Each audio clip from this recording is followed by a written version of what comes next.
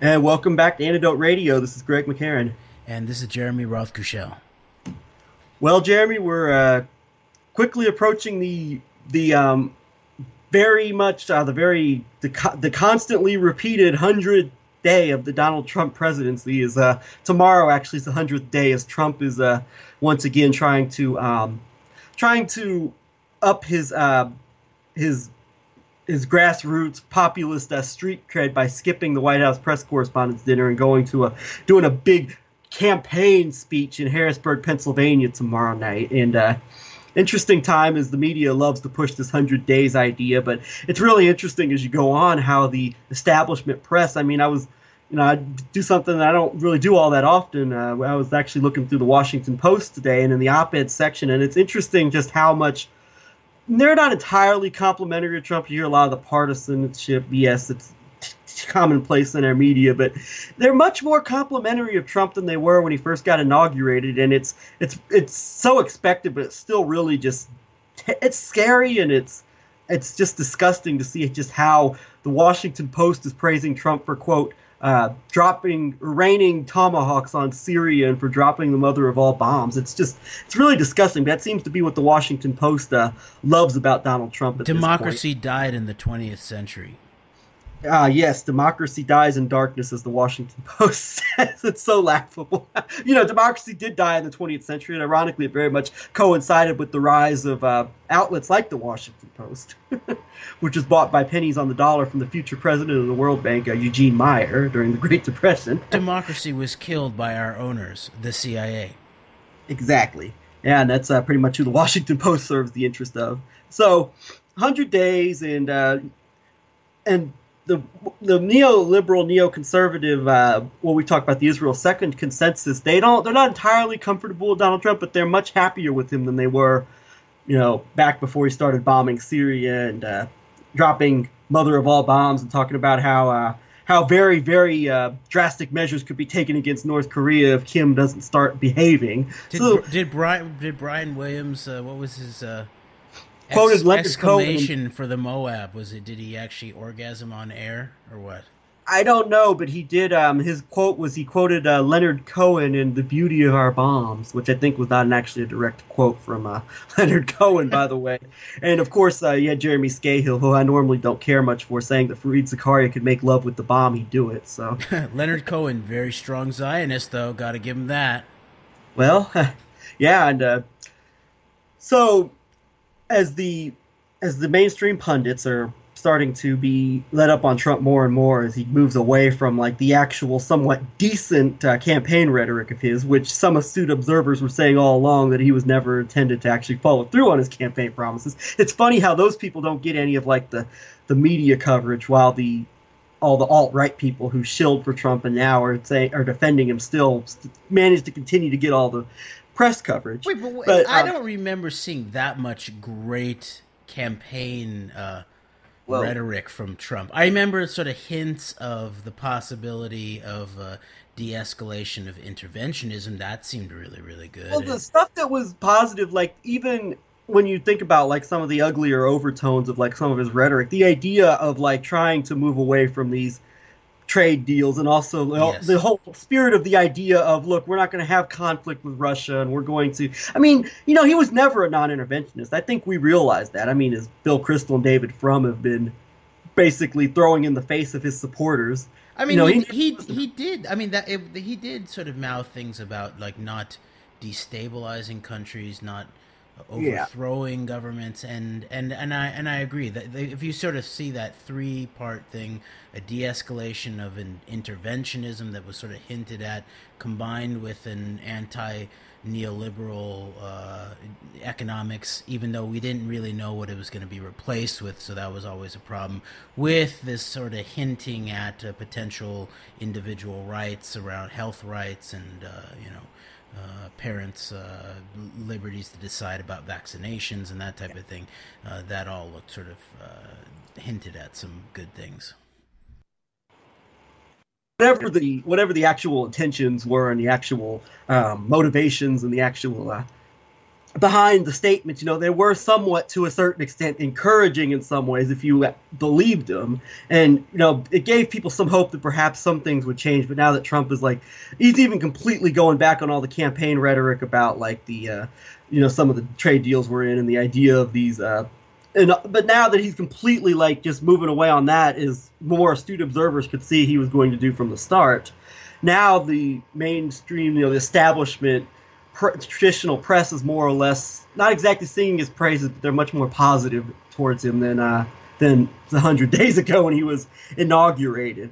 But it's always, as we say, more interesting is following what we call the alternative media, and in this case with Donald Trump, it's the alternative right which has risen around. And it seems to me at this point, Jeremy, that there's a lot of dueling narratives going on within the alternative media. You've got Roger Stone saying that Bannon was saying that Bannon and Kushner were at all-out war with each other, where Mike Cernovich is saying, no, that's not the case. They actually get along really well. You had Trump himself saying that, everything's okay. I've had a talk with them, and they're going to work together. But it seems to me that with the Trump surrogates, that the constant point that's being re-emphasized is that Trump is being manipulated. It's all the Kushners, or it's the globalists within his midst, or if you're Richard Spencer or Andrew Anglin or David Duke, it's the Zionists from within. And always the Zionists always mean Jared and Ivanka. It doesn't mean the Breitbart people, or it doesn't mean Ronald Lauder of the World Jewish Congress or any of those people. It's always Jared and Ivanka. And somehow it's the same globalist Goldman Sachs people like Cohn and Mnuchin, who Alex Jones and Roger Stone were defending as the patriotic Goldman Sachs bankers, are now the ones that are leading Trump in the wrong direction. And it's not like they couldn't have seen this coming all along.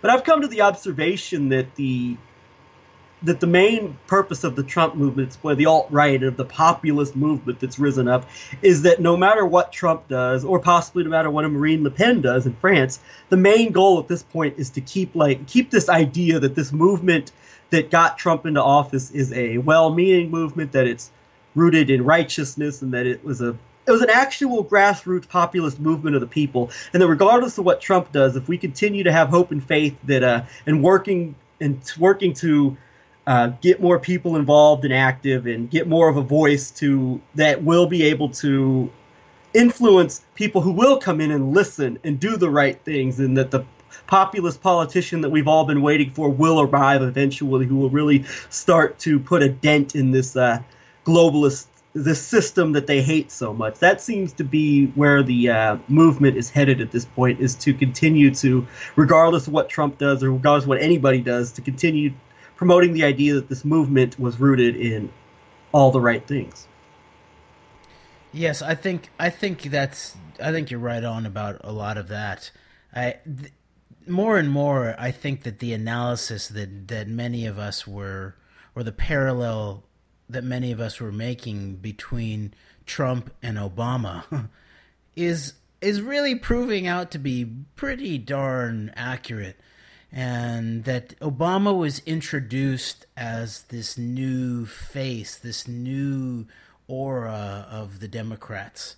After even in 2008, it was pretty clear that the Clinton brand had been discredited to some extent. There were still a lot of people that were excited by the idea of the first woman president, and people remember the sort of delusional people remember the 90s as the roaring 90s, where Bill Clinton left a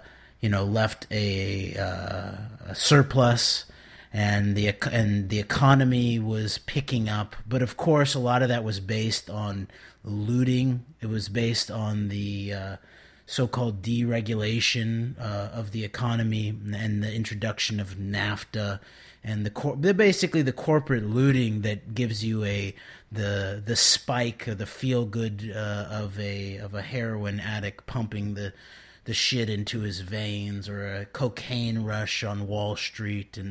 But ultimately, of course, it's actually eviscerating the industrial guts of the nation in many ways, and that then got proven out in many ways in the subsequent decade after Clinton. And that's, of course, to say nothing of the foreign policy that was set upon by Clinton, especially the post-Monica Lewinsky, apparently Mossad compromise Bill Clinton that went on to really open up in the theater in Iraq that killed hundreds of thousands of people through sanctions in a big way. But so that Obama, I remember he came on the scene.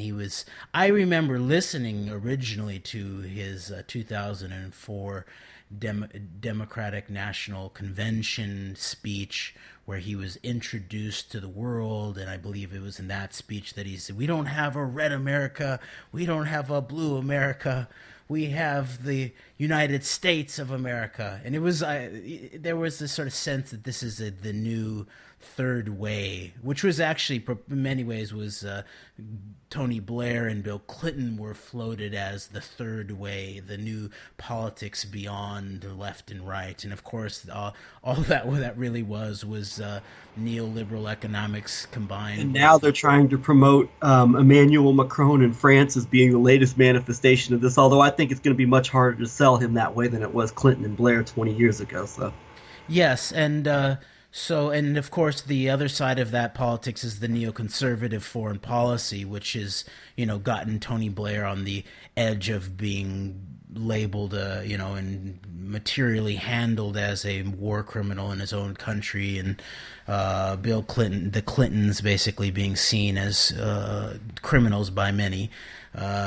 So yeah, I agree with you. I think that is a very difficult to resuscitate concept in politics these days, the alleged third way, transpartisan middle that's really just neoliberalism at home and neoconservatism abroad. So there's that, and so Obama was brought in as this. He not only was his blackness was a key piece of it, and culturally, of course, that was a big deal to a country that had 43 white men as and president. Now on the flip side, cut you off there. Now on the flip side, after 8 years of Obama, Trump's whiteness is being used to his advantage. Oh, the irony. No, but that is a very good point, and I would say that's beyond ironic. It's actually part and parcel of the escalation of identitarian politics in many ways, and it's proof positive that the reality or the substance of our politics in terms of what are the actual what is the economic analysis? What is the economic vision? What is the democratic analysis? What is the democratic vision? And then what is the actual constructive role of the United States of America in the world beyond being a thug and the dirty cop of the world and Israel's sort of thuggish bitch in the club running amok? So there's this sense of like that none of this substance is really there, and so that identity politics and sort of cultural reactionism and being able to sort of identify yourself with the man in the White House is sort of the key of this, rather than the people actually having substantive conversations about what is the nature of our situation and where do we actually want to go with it. And so Obama was. And this is interesting because I think if we analyze the way that Obama was seen by elements of the left and the way he operated on elements of the left, I think we may be able to pick up on some of the things that are similarly operating in terms of Trump and to the elements of the right and the alt-right. And even those elements of the left that were sort of maybe really more intensely anti-war, there was still, even throughout both terms of Obama, there was a sense that because there was this black family and they were graceful and they brought in black performers into the White House, and because there was some sense that there was at least in name progressives who were being listened to by someone somewhere, that there was a sense that those that should have been the most intense critics of Obama from in a moral way from his left were essentially stood down from being intensely vocal, to where even this day it's sort of like there's a romanticism that I see in elements of the left that should have known better. Like, Go for it. exact opposite of bringing Ted Nugent into the White House. Right. So that's an interesting point. So you have this new sort of like back when America was all about mom and apple pie and beef for dinner, and the sort of the cowboy. When we shit our pants to avoid service in Vietnam. Yeah, and so back in the Obama administration, it was finally the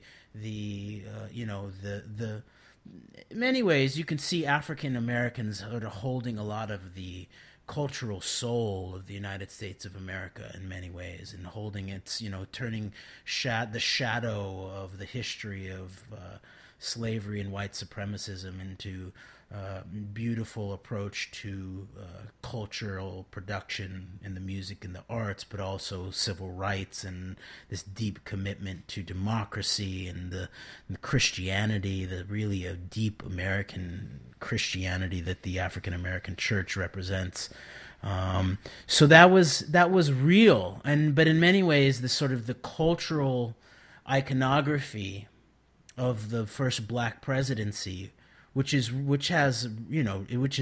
in many ways, as the same in many ways that the sort of the non-politician in certain ways that Trump represents, even though it's sort of similar in a way to Reagan, even though Reagan was more of a politician before. But this idea of the reality, it's a new generation of the reality TV star or the TV actor in a way.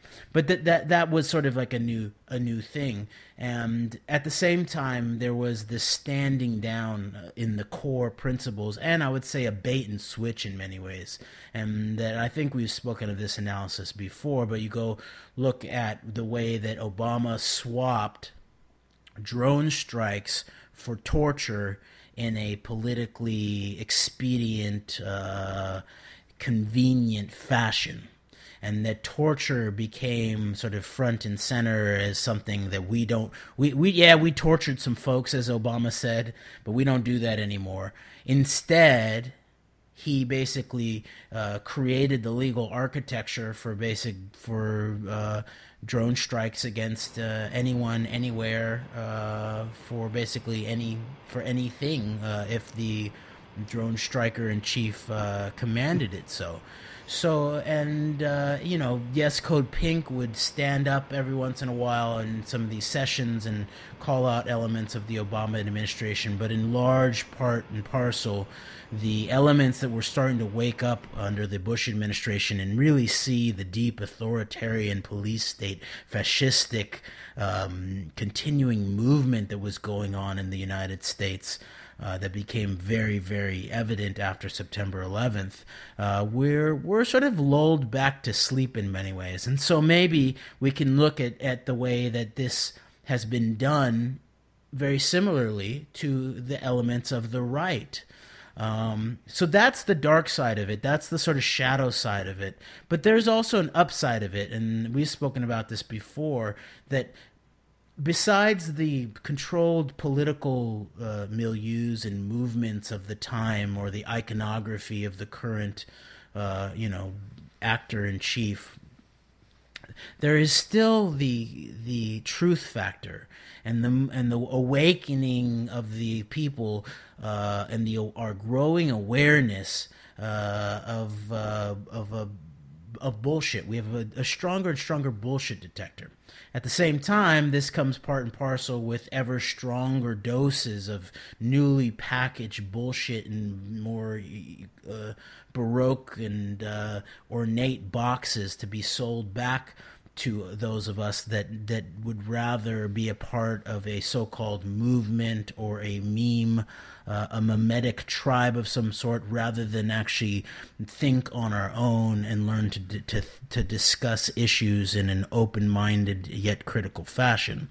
So I just want to put in a plug that even in the midst of this sort of like new levels or new packages of bullshit being sold back to us as the people, I get the sense that a growing number, approaching a criticality of people are learning. We're learning in a difficult fashion to be able to deconstruct the game theory warfare that's being waged against us, and that includes across the entire political spectrum. So maybe we should delve more specifically into what's going on in relationship to the movement that's being that's behind Trump, and what some of our rulers or desire to be rulers intentions are with it. Yes, and that's a great point. And honestly, you could never stop if you tried to forever. Like if you tried to take all of the real similarities between Trump and Obama and the way they've been presented as a respective hope and change, and like the hope for that we're going to move away from the policies of the tired policies of the past and move in a new direction. I mean, it's endless. You could probably talk forever about it. And even Bill Clinton was presented as a change from the reckless deregulation of the 80s and the hyper conservative economic policies that were so that we've looked at all the Republicans, supply-siders look at with such fondness. We could talk forever about all that, but yeah, it is important to get into the really getting behind and I think one of the ways to really understand what's going on here in terms of the importance of keeping this movement alive, that pretty much all of these alt-right, whatever you want to call them, populist, even obviously conspiratorial types such as Alex Jones, and even many of these fringe right wingers that are not, that are really don't get into things like September 11th conspiracy theories or questioning the official September 11th story. Many of these sites are still very what you'd call conspiracy minded, like WorldNet Daily. You could go back and read 15, 20 years ago, and WorldNet Daily was posting articles about the illegality of the Federal Reserve Bank. So I mean, this is nothing new in these circles, and these people that have been for so long pushing this fringe, like counter-establishment narrative with the hyper conservatism and the very far right wing version of how our society is supposed to be. I think that they have a very vested interest in continuing to keep alive this idea that the populist, the real savior, is going to rise out of right-wing populism. And it's much like how the progressive left, how they're pushing Bernie Sanders right now, continuing to push Bernie Sanders, even to the point where Cornel West is on Democracy Now! With, I believe, one of Sanders' campaign managers saying that we need a People's Party, and that they're trying to get Bernie Sanders to leave the Democratic Party and launch a new People's Party. So, I mean, we're seeing the same kind of, I believe, naive and ultimately futile hope that the savior is going to come from the progressive wing of the establishment. We're seeing that with the right here, and with this right-wing movement, populist movement. Quote, it's actually not populist, of course, but it is portrayed as being populist and grassroots. And when we say this is nothing new, and this is something that's been in place for a long time, and I think the real historical roots of this, there's always been a place for anti-banking theories. I mean, you go back in the 20s and 30s, and there are people speaking out about the Federal Reserve Bank and about the international bankers, and both the types who did not criticize. There were types who did not specifically focus on Jews, or that maybe didn't talk about the Jewish angle at all, and then there were ones who did. But these theories have been around for a long time. I think the real heyday, the roots of this current movement was actually in the early 50s with Joseph McCarthy and his lawyer, who just happens to be Donald Trump's mentor, Roy Cohn. And it's a very Philo-Zionist. I'm going to coin a new phrase here, because people say Philo-Semitic. Well, Muslims and other groups are just as Semitic as Jews are. So I'm going to put a new phrase here: an ultra hyper Philo-Zionist right-wing movement, with people like represented by Cohn and McCarthy in the 50s. And then you move on to the John Birch Society, the rise of the Birch Society in the 60s. And you take a real look at their activities, and the Birch Society was no different really than what we're seeing now with Trump. And then, of course, moving on from there, you've got the rise of the conservative think tanks, like the Council for National Policy, of course, and to a lesser extent, the Heritage Foundation, both of which groups were founded by outliers from the John Birch Society, as well as anti-communist organizations, which were heavily financed with money from dynasties like the Rockefeller family. Of course, the Rockefeller family being one of the main enemies that that these people are speaking out against, of course, as far as being the face of globalism and the New World Order. So, and then you move on and into the Christian Zionist movement with the rise first of Jerry Falwell's Moral Majority, and then Pat Robertson and the Televangelists, and John Hagee's Christians United for Israel. And then even with politicians, there's long been the precedent being set for like the test drive for what Donald Trump would look like, for what Donald Trump is, and that would be Barry Goldwater in '64, which was probably most in common with Trump of any modern day major politician in America. And then, of course, Ronald Reagan actually was brought into office on the heels of the original alliance of John Birch types and Moral Majority, the combination of the traditionally nationalist right with the burgeoning at that time Christian Zionist movement, which was designed to bring Christians into just completely supporting anything having to do with Israel and Zionism. And then Pat Buchanan in the 90s could be seen as a test drive for Trump. And of course, most recently, it was the Tea Party, with putting people like Sarah Palin out there in the public eye, and even Ted Cruz, who some of Donald Trump's biggest backers, like the Mercer family, and Steve Bannon and Breitbart, were behind Ted Cruz before his campaign fizzled, and then they got behind Trump. So this is a movement long in place here, and this movement also has been very much, has actually, as much as they would claim otherwise, has very much coincided with the interests of this fringe right anti-Jewish movement, with, of course, has long been led and influenced by people like David Duke, that is now being manifested with people like Richard Spencer and the Daily Stormer website, and of course the Stormfront website run by David Duke's longtime buddy and Operation Red Dog accomplice Don Black. And these entities, where they claim that they don't like each other and they're against each other, they actually have interests that come together. And this entire, what has long been in place, it's that we have speculated, and we believe, based that there's evidence to back this, that these organizations and these movements are just filled with all sorts of outright agents or potential assets or people that have some sort of connection to what we call the deep state, to in some way, shape, or form. All of these people and these entities, their interests have come together, and they have really merged much more than they'd like to admit.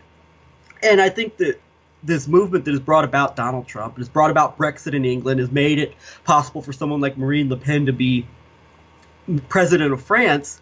This is not something that just rose, that was just an artificial movement. This is something that's long been in planning, and it's almost like people in the 50s and 60s, going back that far, could see that at some point the conservative population was really going to rise up and start to become really upset and fed up with the changing policies in the West, and the change and more moving into a more progressive, socially liberal direction with policies that at some point it's like the emergency plan C that is unleashed if at some point it becomes necessary. And it seems now, with the rise of the internet and social media and the new media, new right-wing media that's risen up, that is just as we said, the manifestation of what's been building for a long time here. It seems that this has become the time to unleash Plan C and unleash the right-wing populists that are going to give the right hope that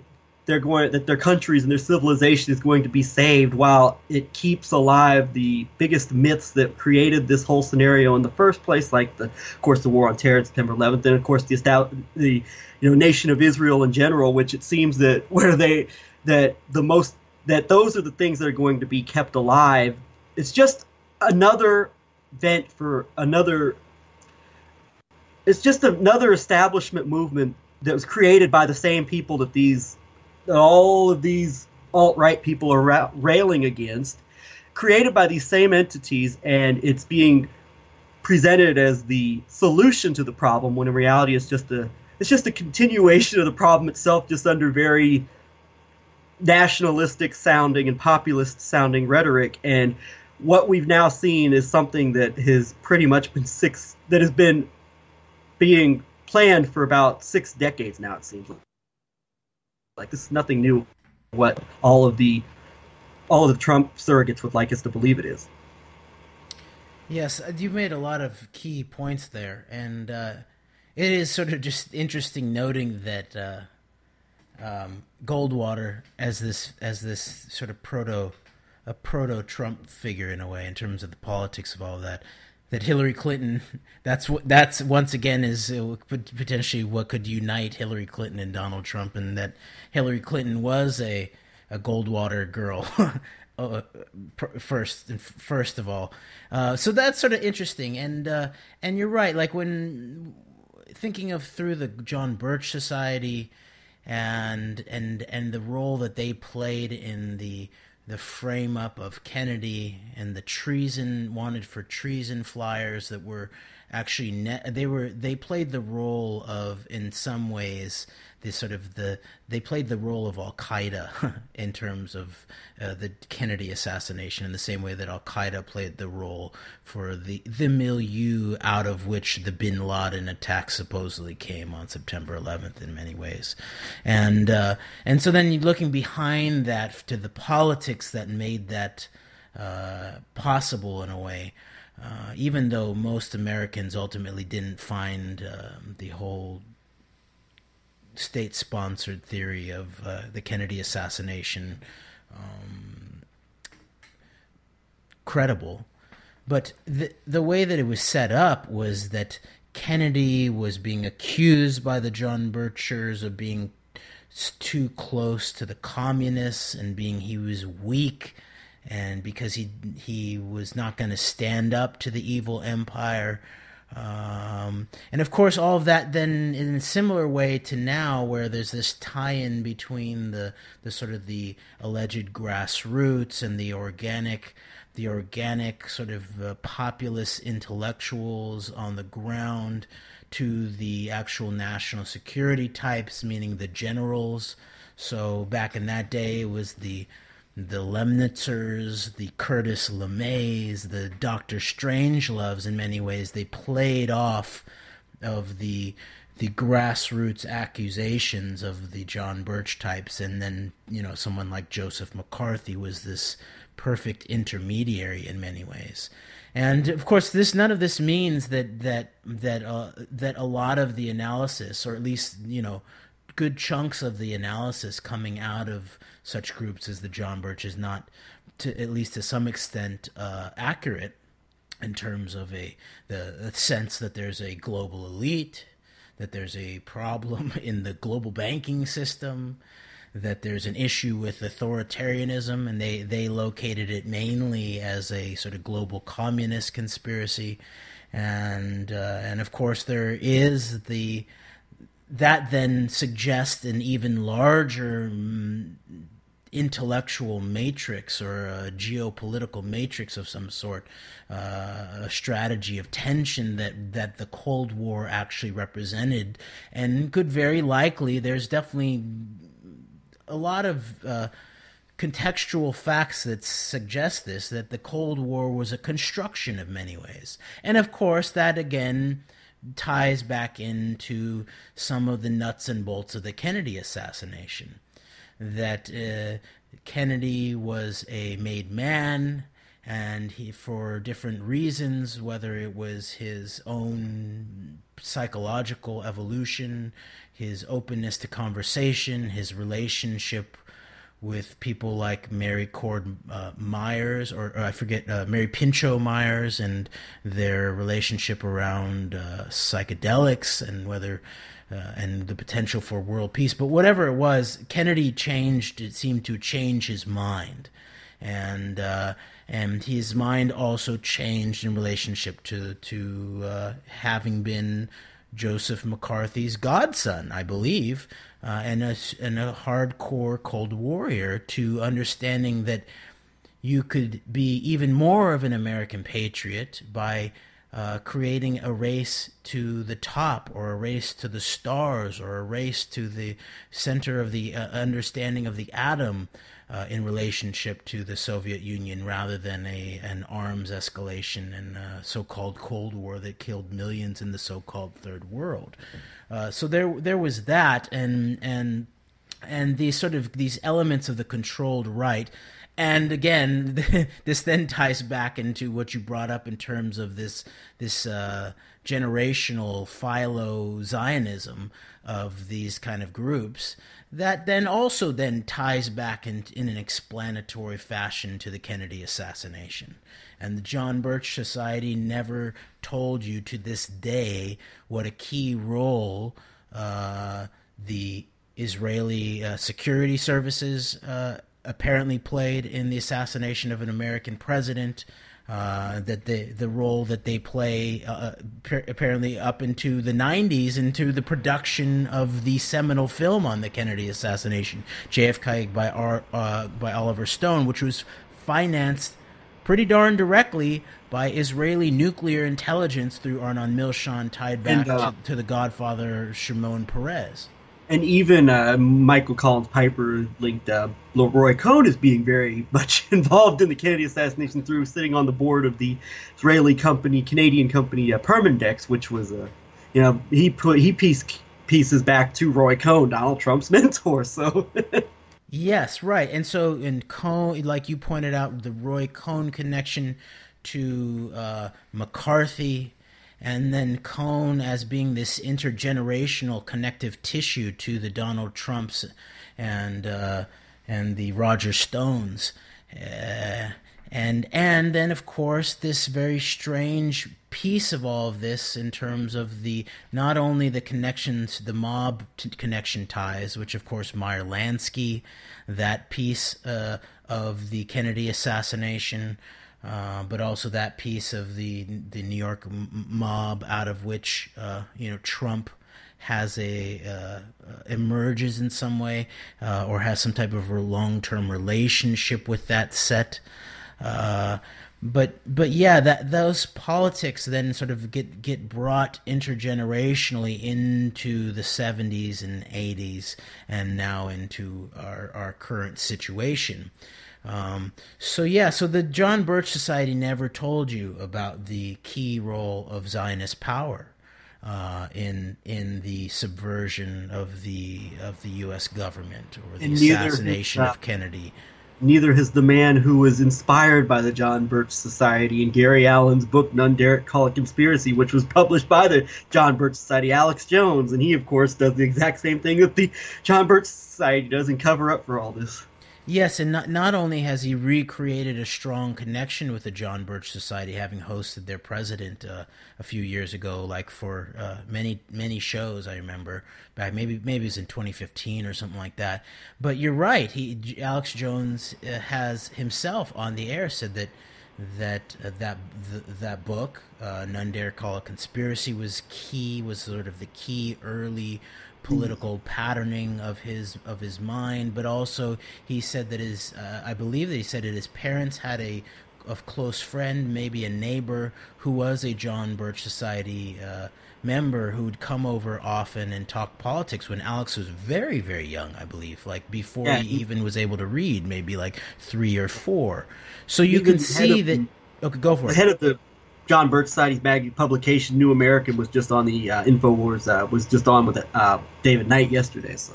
So and then of course then a name that begins to pop up in my mind. That's also another continuing thread of a sort of a higher Zionist power here is the Bronfmans, which have been very directly tied in to the Kennedy assassination through their connections to Permindex. And then, of course, so that's so very interesting, too, that even when Alex was responding to my call in December, pointing out the literal connections in Trump's campaign to the elements of the 9/11 suspects tied back into Israel. Alex somehow he got really sensitive, and he mislabeled, I believe, Louis Eisenberg as someone's lawyer or something like that. And he said, so, you talk about this lawyer, but a lot of people also say, oh, well, then Alex Jones has the same lawyer as the Bronfmans, even though you could say, there's a connection with everyone. I don't know who they are. So that, that may just be a low-level coincidental fact that Alex Jones does have the same lawyer as a Bronfman.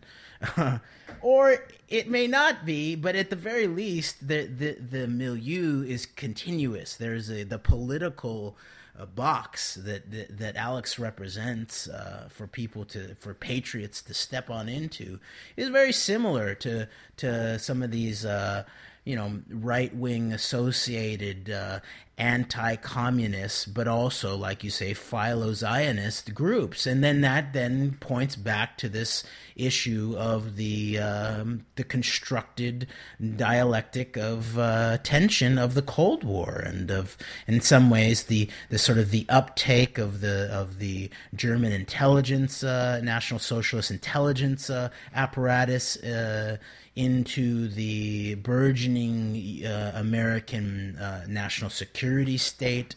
And then there's this long-term apparent on the surface warfare between some of the fascist elements of the West and the communist elements of the East. And then, of course, sitting in the middle here is this untalked about actor by these elements, Israel.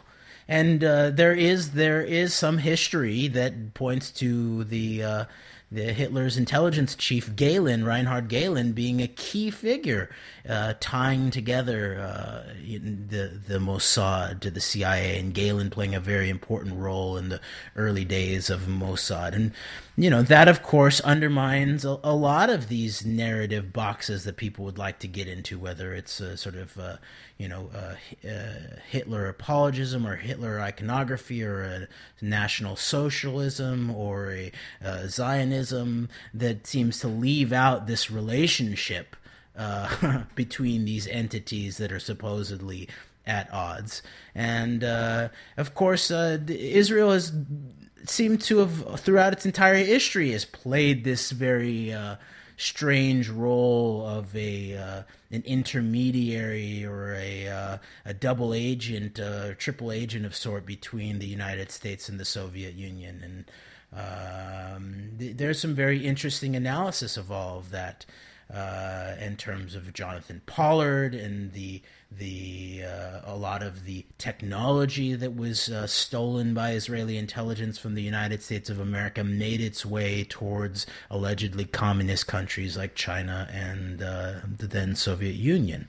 So there's that is a key piece in all of this, is Israel, and this idea of even Cohn, in many ways, the history of Roy Cohn is that he was he was sort of this figure that was built up in many ways as this sort of hardcore anti-communist. And I'll remind people that the renowned New York detective James Rothstein said that Cohn's explanation for his involvement in setting up and maintaining pedophile rings and blackmail compromise operations was that he was doing it against the communists in the United States of America. That was his justification for that kind of ongoing criminal activity that then appears to have continued on to his relationship with Donald Trump, apparently.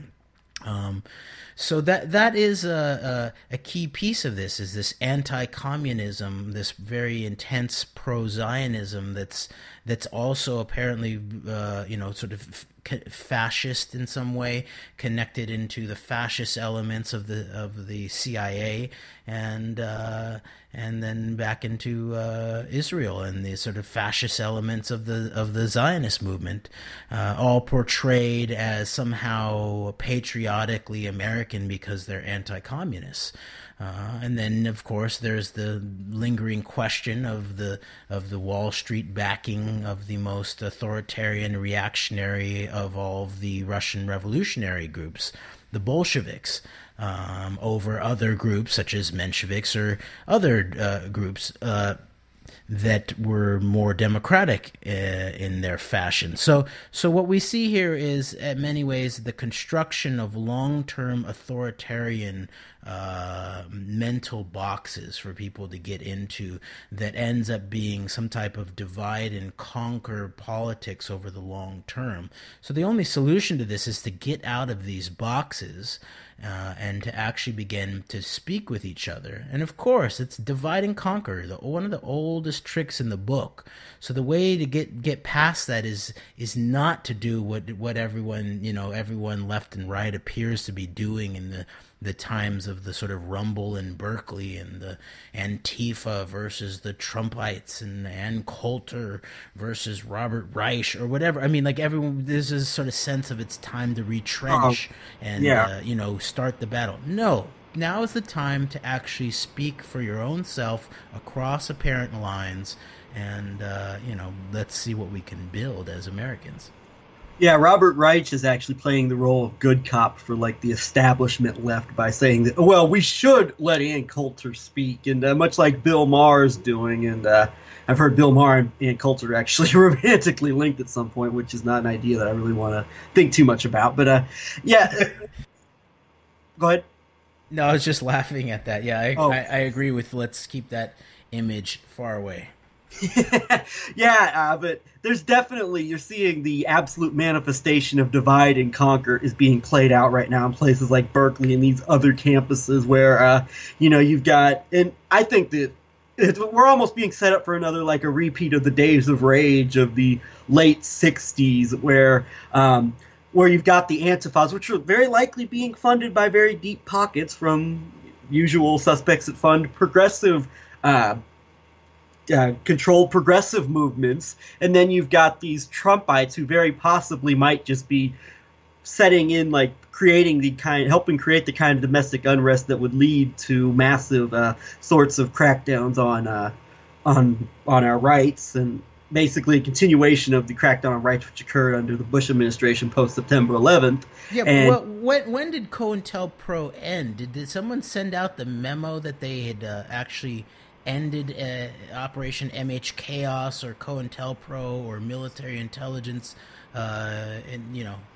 inserting themselves into all of the people's movements? Oh, that's a great point. I mean, it's come to me, whatever they're calling it now, I think it's very clear that it never ended. So, I mean, that's a great point. You're seeing it go on now with all of these very, very shady characters all out there in the front lines of these protests, wherever they are happening at. So I don't think it ever ended. I think that's a great point. We are seeing the manifestation of the divide and conquer really playing out here, and we're getting down to about 10 minutes left here. But when you think about the movement that, as we said, this is a long time coming. What we're seeing now with being played out with Trump and Brexit, as it said, it's almost like the Plan C of the power elite is this movement being unleashed, the populist, right-wing populist movement being unleashed on the people. Like it's Ronald Reagan on steroids. This is what Reagan presidency would have looked like if there was social media and a way for a new media to arise via the internet back in 1980. So this is what we're seeing, but we've got, and the reactionary politics is really key to all of this when you really think about it, because the one thing that ties together InfoWars and Breitbart and WorldNet Daily and even the quote anti-establishment people within traditional media like Sean Hannity and Ann Coulter, the one thing that ties them together with Stormfront and David Duke and the Daily Stormer and Richard Spencer and whoever else you want to name that's big names in the in the anti-Jewish wing of the alt-right. The thing that ties them together is identity politics and this opposition to what they call cultural Marxism and communism, and of course also Islamization, which goes hand in hand with, cultural Marxism and globalist politics and all that. And pretty much the Cold War communism has been replaced by Islamism, although when you increasingly look at it, Islamism is seen as just a tool of like the communists to destroy the West with.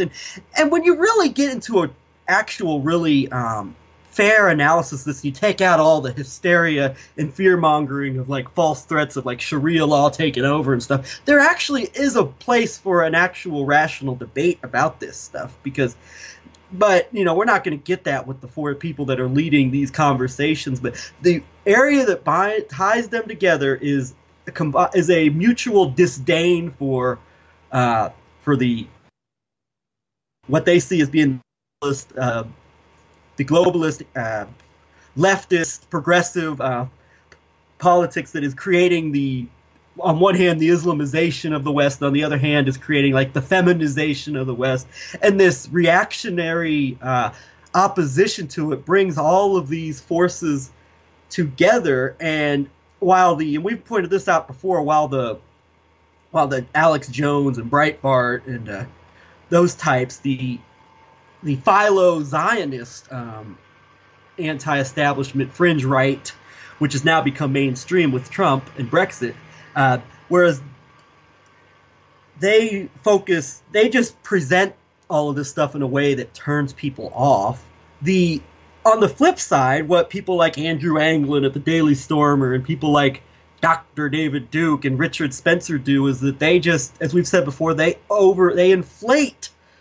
exaggerate the role of Jewishness, and by constantly just emphasizing Jewishness over everything, and like the idea that the non-Jews, man, you see, they might actually do good things for us. See, Steve Bannon might actually have our best interest at heart, even though he's connected and joined at the hip to a website which brags about being conceived in Jerusalem and is more Philo-Zionist than most of the media is.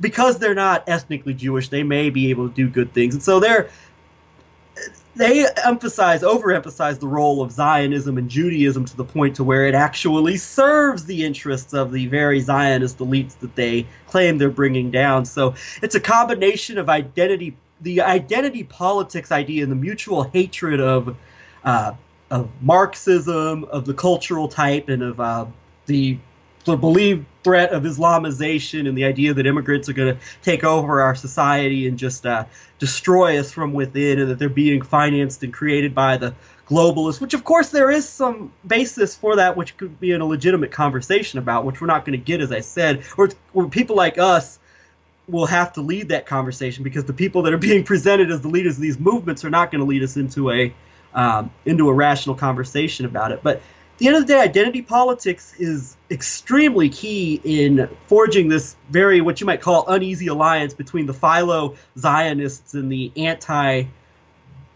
outright anti-Jewish elements.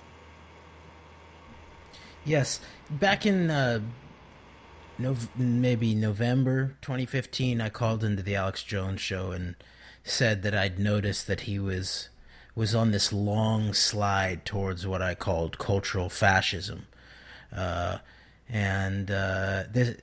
This was also right after, I believe it was probably the Bataclan attack in France, and where it was very clear that in the rise of the Trump politics that Alex Jones and InfoWars were going to be heading backwards very, very quickly in terms of identifying state sponsors of terror and false flag terrorism, and they were missing the ball.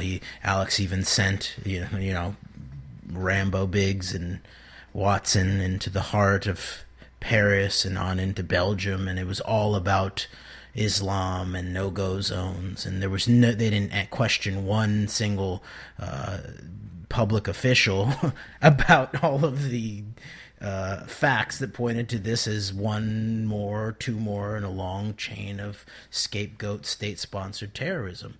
So I think that this does need to be dealt with in understanding the idea of problem, reaction, solution. And so reaction, that's where the reactionaries hold sway, and we're seeing a lot of reactionaries on all sides of this current political system. So yeah, we may need to come up with terms that describe such as cultural fascist soldiers, CFSs, and I really like that. That's excellent. I really like that. And they operate in lockstep, and many of them are believe that they're actually libertarian minded and all about the Constitution, but in many ways they are easily triggered by talk about the Muslim other who go for it. As a counterpoint to SJW, social justice warrior, my best Paul Joseph Watson accent, SJWs, we could call them CFWs, cultural fascist warriors. Yeah, but I like to call them soldiers. Cultural fascist soldiers. Okay. Yeah, CFSs. What these CFSs can't get through their brains is that. So yeah, I think that we need to begin to deconstruct all of this, and yeah, we've pointed out that there's this rise of Alex Jones linking Mecca and Mecha, as you pointed out. Is it a coincidence that there's only one letter separating them? Probably not.